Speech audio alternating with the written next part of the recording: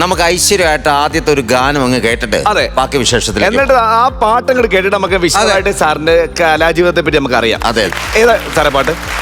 ശ്രീരാഗം വന്നപ്പോ നമ്മൾ വീഡിയോയില് കേട്ട പാട്ട്, അതിലങ്ങോട്ട് തുടങ്ങാം. അതെ. ഓക്കെ, ഒരു നല്ല കൈഡി.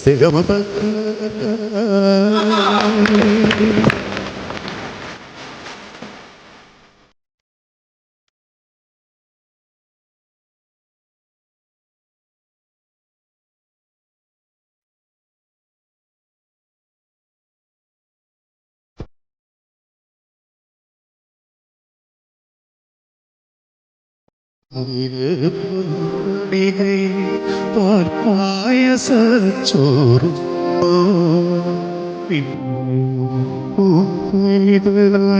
കൊതി തുള്ളി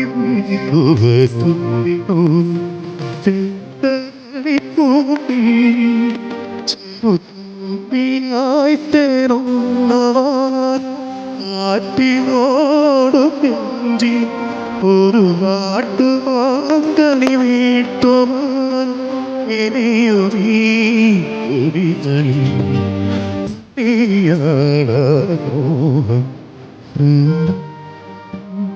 തേടുന്നു നീലത്ത് പുത്തമ്പി.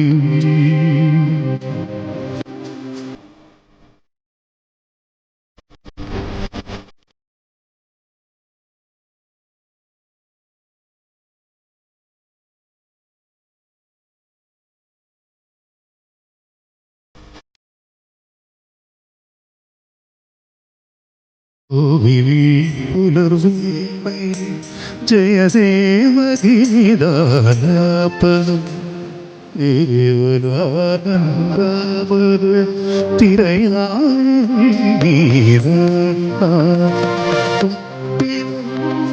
ചോപ്പി മലനൊത്തു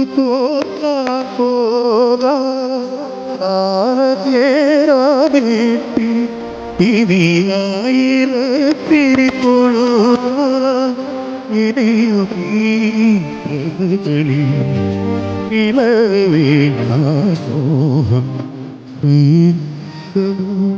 തേടുന്നു നീലത്ത് പൊന്തമ്പി സ്നേഹാദ്രമാ ഏതോ പദം തേടുന്നു നാം ഈ നമ്മളി നിന്നോ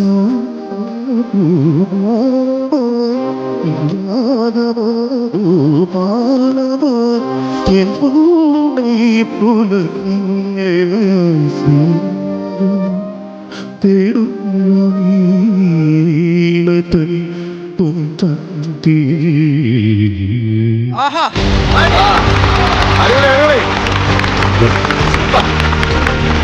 അത് ആദ്യം എടുത്തത് തന്നെ ഹെവി പാട്ട് തന്നെയാണല്ലോ എടുത്തത്. ഭയങ്കര പാടുള്ള ഒരു പാട്ടല്ലേ ഇത്? അതെ അതെ. സാറ് സംഗീതം പഠിച്ചിട്ടുണ്ടോ? സംഗീതം ഒരു 5 വർഷം പഠിച്ചിരുന്നു.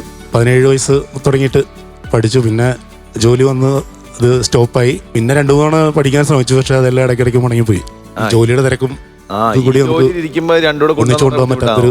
ഈ ജോലിയിലേക്ക് വരുന്നതിന് മുമ്പ് സാർ പ്രൊഫഷണലായിട്ട് പാടിക്കൊണ്ടിരുന്ന ആൾ? ഒരു 2-3 വർഷം ഞാൻ പ്രൊഫഷണലായിട്ട് അന്ന് ഹിന്ദി പാട്ടൊക്കെ പാടി. ഒരു 20-22 വയസ്സൊക്കെ ഉള്ള സമയത്ത് കൊച്ചിൻ ബീറ്റേഴ്സ്, അങ്ങനെ വളരെ കുറച്ച് പരിപാടി. പിന്നെ തൃപ്പൂണിത്തുറ ബേസ് ചെയ്തിട്ട് കുറച്ച് ചെറിയ ചെറിയ ട്രൂപ്പുകളിലൊക്കെ പാടിക്കൊണ്ടിരുന്നു. മൈക്ക് ബാലൻസ് ചെയ്യുന്ന കാണുമ്പോൾ അറിയാം നമുക്ക് പ്രൊഫഷണലായിട്ട് നല്ല ബന്ധമുള്ള ആളാണെന്ന്. പിന്നെ ഒരല്പം നെർവസ് ആയിരുന്നു. ഇതുപോലൊരു ഫ്ലോറിൽ, ഇപ്പൊ ഇത്രയും വലിയൊരു ഫ്ലോറിൽ ആദ്യമായിട്ടാണ്. പിന്നെ ഇത്രയും വലിയ കലാകാരന്മാരും ഇങ്ങനെ ഒരു അറ്റ്മോസ്ഫിയറിൽ പാടിയപ്പോഴുള്ളൊരു ചെറിയൊരു നെർവസ്നെസ്. ഇത്ര വലിയ ഫ്ലോർ ആണെങ്കിൽ ഇരിക്കുന്ന എല്ലാം പാവങ്ങളാ സാറേ, മൊത്തം പാവങ്ങൾ ഇവിടെ ഇരിക്കും. ഗംഭീരമായിട്ട് പാടി. നേരത്തെ പാട്ടാണെങ്കിൽ ഇപ്പൊ ഭയങ്കരമായിട്ട് വൈറലായി പാട്ട്. റീൽസിലൊക്കെ ഒരുപാട് അതെ യൂസ് ചെയ്യുന്ന പാട്ടായി ഭയങ്കര. കാരണം ഞാനിത് കേട്ട് ഞെട്ടിയിരിക്കുകയാണ്. അതൊന്നും മിണ്ടാതിരിക്കുന്നത്. ശരിക്കും പറഞ്ഞാല് ഒരു നല്ല ജുബയും ഒരു അസവും മുണ്ടൊക്കെ കൊടുത്ത് ഇദ്ദേഹം വന്നിരുന്നെങ്കിൽ ഗംഭീരമായി പോയനെ. അല്ല, ഇതാണ് എങ്ങനെ പാടുമ്പോ രസം. മറ്റേത് എപ്പോഴും കാണാമല്ലോ.